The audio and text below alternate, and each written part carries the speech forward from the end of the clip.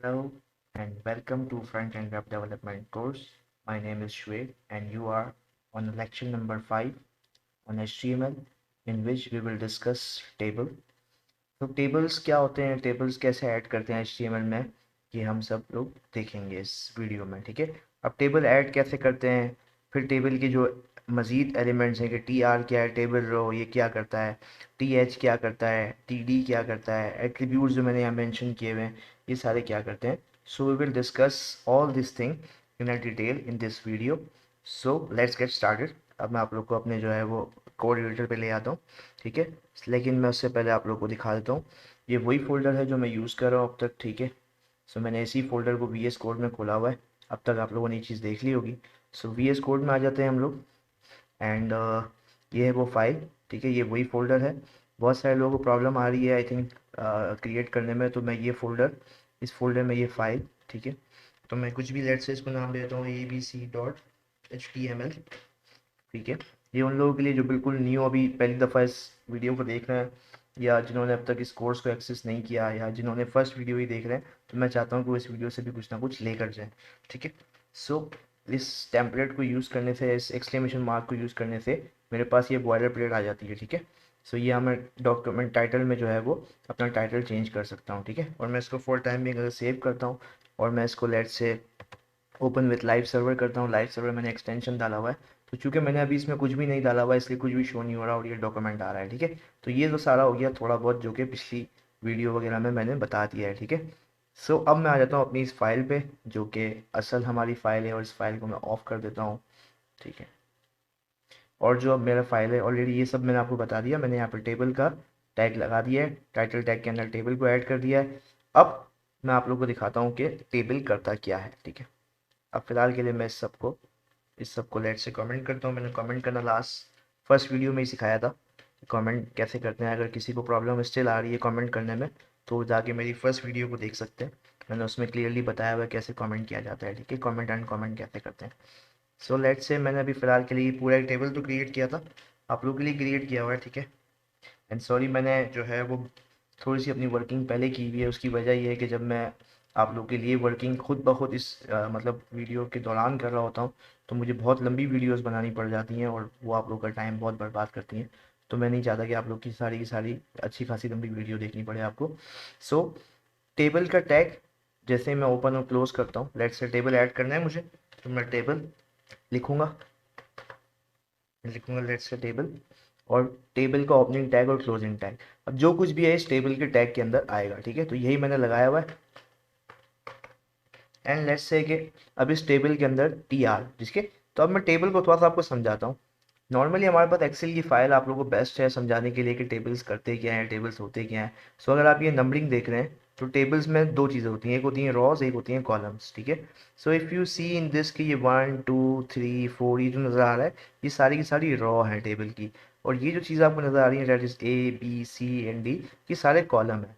तो टेबल अगर आप में से किसी ने एक्सेल यूज़ किया हुआ है तो वो टेबल के बारे में आसानी से समझ गया होगा, लेकिन अगर नहीं भी किया किसी ने एक्सेल यूज़, ठीक है, और उसके लिए बिल्कुल नया है, तो टेबल को समझना पहले ज़रूरी है टेबल लगाने के लिए। तो टेबल में ये समझ लेंगे, टेबल में हम लोग जब चाहते हैं कि हमारी इन्फॉर्मेशन टेबुलर फॉर्म में हो तो हम टेबल लगाते हैं। ठीक है, टेबल में रॉज होती हैं और कॉलम्स होते हैं, तो ये रॉज हैं and these are the columns. ठीक है, तो अब हम लोग पहले आ जाते हैं अपनी स्क्रीन पे। ये मैंने लाइव सर्वर से ओपन किया हुआ है। ठीक है, सो जस्ट अब मैं आपको दिखाता हूँ कि मैंने वी एस कोड में क्या किया हुआ है। सो वी एस कोड में मैंने टी आर यूज़ किया है। T R stand for table raw, जितनी रॉज हम चाहते हैं उतने हम टी आर लगाएंगे। ठीक है, अब टी आर इट्सेल्फ कुछ नहीं करेगा। अगर मैं टी आर के अंदर का ये कंटेंट ऑफ कर दूँ तो टी आर कुछ भी नहीं करेगा। टी आर ने जस्ट एक रॉ क्रिएट कर दी। ठीक है, टी आर ने, जैसे मैं इसको सेव करके आपको लेके आया, देखिए कुछ भी नहीं आ रहा, क्योंकि टेबल ने जस्ट एक रॉ क्रिएट की है। ठीक है, अभी उस रॉ के अंदर कुछ भी नहीं है। सही, तो अब इस रॉ के अंदर जो एलिमेंट है, जो डालना होता है, डेटा जो डालना होता है जिसको हम डेटा कहते हैं, तो वो डेटा हम या तो टी एच के थ्रू डालते हैं या टी डी के थ्रू डालते हैं। अच्छा, टी एच क्या करता है, टी डी क्या करता है, वो मैं समझाता हूँ, लेकिन फिलहाल आप ये देख लें कि ये मैंने चार जो है वो टी एच के टैग लगाए हुए हैं। ठीक है, चार का मतलब है मेरे चार कॉलम क्रिएट होंगे, एक दो तीन चार। अच्छा, अगर मैं ये बॉर्डर का मैंने एट्रीब्यूट लगाया है just to let you know guys कि ये टेबल दिखता कैसा है, डिस्प्ले कैसा है। ठीक है, लेट से अगर मैं इसको हटा भी देता हूँ तब भी मेरा जो टेबल है वो तो वर्क करेगा, बट अब की बार बॉर्डर नहीं आएगा। ठीक है, अगर मैं चाहता हूँ मेरा कोई ऐसा टेबल है जो टेबुलर फॉर्म में तो हो लेकिन उसमें बॉर्डर नहीं चाहता मैं, तो मैं बॉर्डर का एट्रीब्यूट नहीं लगाऊंगा। लेकिन अगर मैं चाहता हूँ कि डिफरेंशिएट करने के लिए लगाना हो तो वहाँ पर मैं बॉर्डर का एट्रीब्यूट लगाऊंगा। ठीक है, तो मैंने बॉर्डर का एट्रीब्यूट जो लगाया था मैं दोबारा इसको ओपन कर देता हूँ। ठीक है, अब आ गया। सो पहली रो में मैंने सिर्फ और सिर्फ 4 कॉलम्स ऐड किए हैं, तो ये सिंपल आपके पास 4 कॉलम के लिए 4 टी एच के एलिमेंट्स हैं। ठीक है, अब टी एच के एलिमेंट और टी टी डी के एलिमेंट में क्या फ़र्क है वो आपको नज़र आएगा जैसे ही मैं टी डी को अनकमेंट करता हूँ। तो इफ़ यू सी नाउ, मैं इसको सेव कराता हूँ और अपने ब्राउज़र पर आपको लेके जाता हूँ। तो if you see this thing, जो मैंने टी एच के अंदर लिखा हुआ था वो आप अगर देखें तो बोल्ड है। ठीक है, जो मैंने टी डी के अंदर लिखा हुआ है वो है नॉर्मल टेक्स्ट। ठीक है, वो बोल्ड नहीं है। सो जो टी एच के अंदर आप डालते हैं, अगर मैं आपको थोड़ा सा ये दिखाऊं, लेट्स से मैं अगर आपको दिखाने की कोशिश करूं कि स्पेस को मैं ऐड करता हूं and let's say about X Y Z. ठीक है, लेट्स से एंड और मैं आपको दिखाता हूँ, लेट्स से कॉन्टैक्ट अस कर देता हूँ, लेट्स से। ठीक है, तो ये मैंने दो को जानबूझ के थोड़ा सा बड़ा किया है just to let you guys see the thing कि हो क्या रहा है। जो ये टी एच के अंदर मैंने डाला हुआ है ना, जितना भी कंटेंट मैं टी एच के अंदर डालता हूँ वो मेरा बाय डिफ़ॉल्ट दो चीज़ें करता है। एक, उसका जो टेक्स्ट है वो बोल्ड हो जाता है। ठीक है, और जो दूसरी चीज़ वो होती है, जो इसकी अलाइनमेंट होती है ना, वो अलाइनमेंट हो जाती है सेंटर में। ठीक है, जबकि इसका जो अलाइनमेंट है इस वाले की टी डी में जो कुछ भी होगा, ठीक है, टी डी में जो भी कंटेंट डाला हुआ होगा उसका नॉर्मल टेक्स्ट होगा, उसकी बोल्ड नहीं होगा text.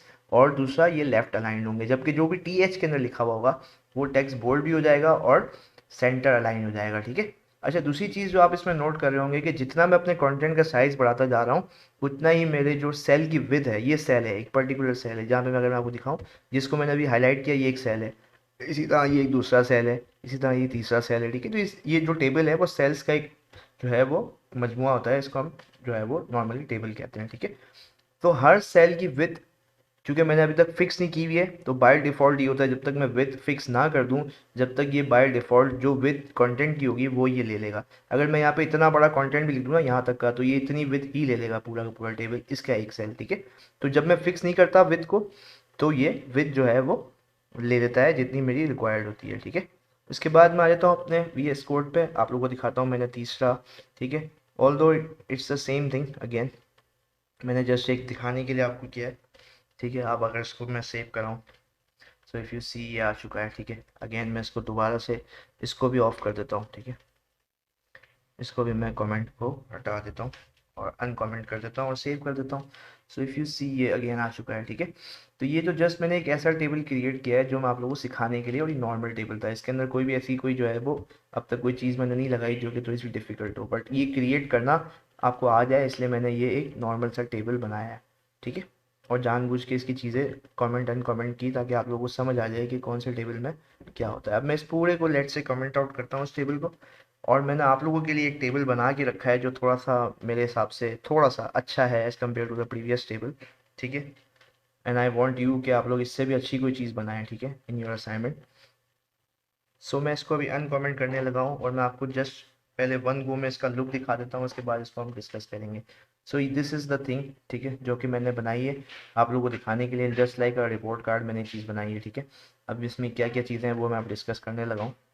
So for time being आपको दिखाने के लिए कि क्या चीज़ें हैं, मैं क्या करता हूँ, अपने सिर्फ पहले वाले को कमेंट कर अनकमेंट रहने देता हूँ, पहली वाली रो को, बाकी सब रोज़ को जो है वो फॉर टाइम बिंग में कमेंट कर देता हूँ, और मैं इंडिविजुअल कमेंट करूँगा ताकि मुझे ओपन और क्लोज करने में आसानी रहे। ठीक है, तो मैंने ये इसको भी कमेंट कर दिया, लेट्स से कि मैं इसको भी कमेंट कर देता हूँ।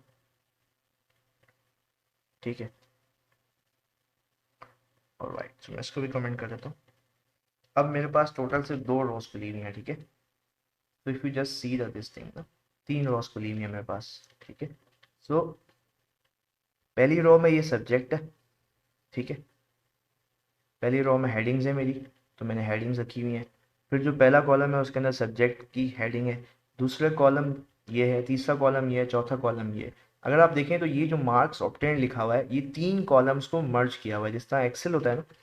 अगर मैं आपको एक्सेल में ये दिखाऊं, लेट्स से अगर मैं चाहता हूँ कि मेरा एक कंटेंट है जो इन तीन टेबल्स में आए, तो मैं यहाँ पर यूजुअली ये मर्ज एंड सेंटर का ऑप्शन कर रहा होता हूँ।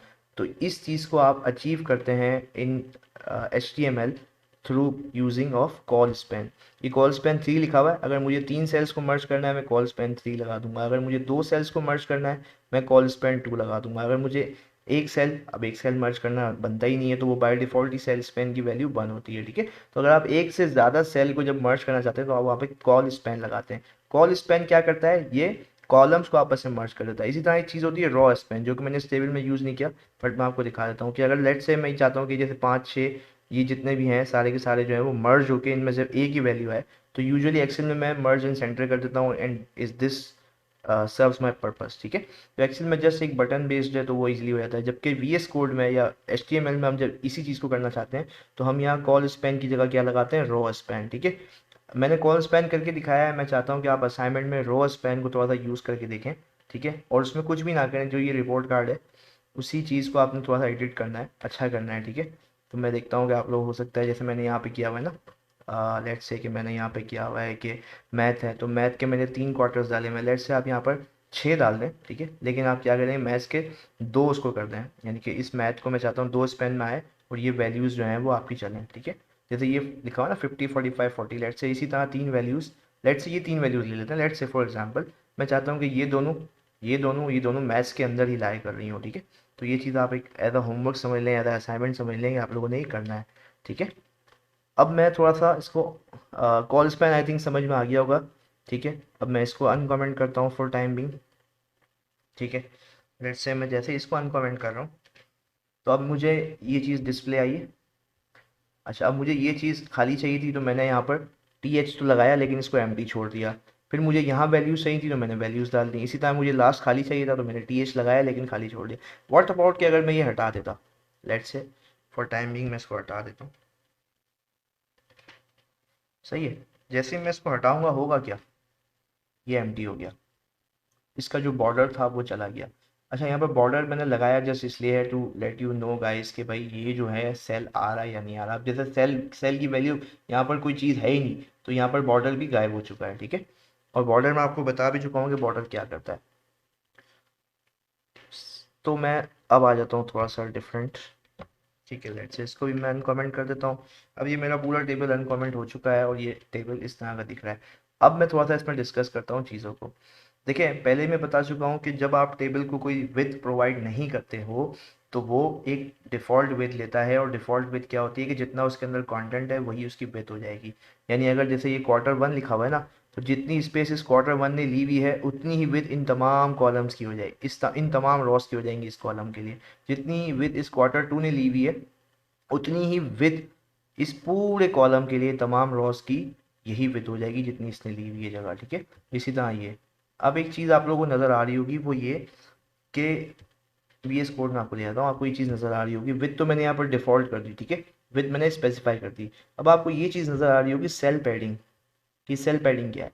अच्छा, सेल पैडिंग ये होती है, लेट्स से कि ये जो आप अगर आप इसको देखें ये कंटेंट को, मैं आपको ये दिखाऊंगा बाय यूजिंग कि मैं सेल्स पैडिंग को हटा देता हूँ फॉर टाइमिंग। अब आप लोग को डिफरेंस समझ आएगा। सेल पैडिंग जैसे मैंने ख़त्म की तो क्या हुआ, ये जो मेरा कंटेंट था ये डायरेक्टली लाइन के साथ लग गया। सेल पैडिंग करता क्या है, सेल पैडिंग ये करता है कि टॉप से, राइट से, लेफ्ट से, बॉटम से थोड़ी सी स्पेस प्रोवाइड कर देता है, इसको सेल पैडिंग कहते हैं, ठीक है।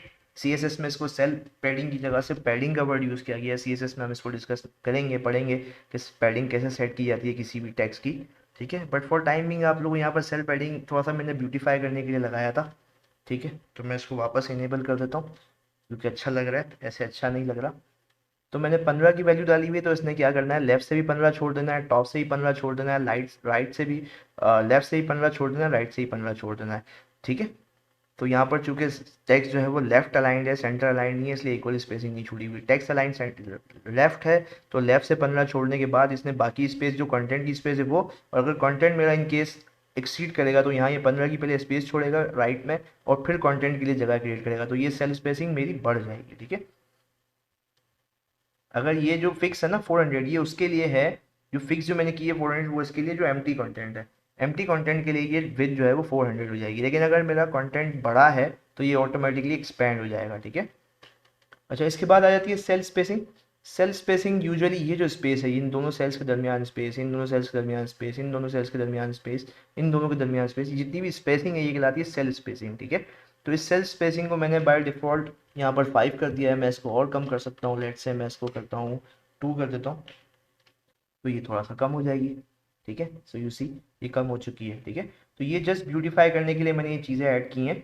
सही है, और इसका जो है वो ताल्लुक जो है वो सिर्फ CSS से है, बट टेबल के लिए आपको ये पता होना चाहिए कि TR क्या करता है, TD क्या करता है, TH क्या करता है।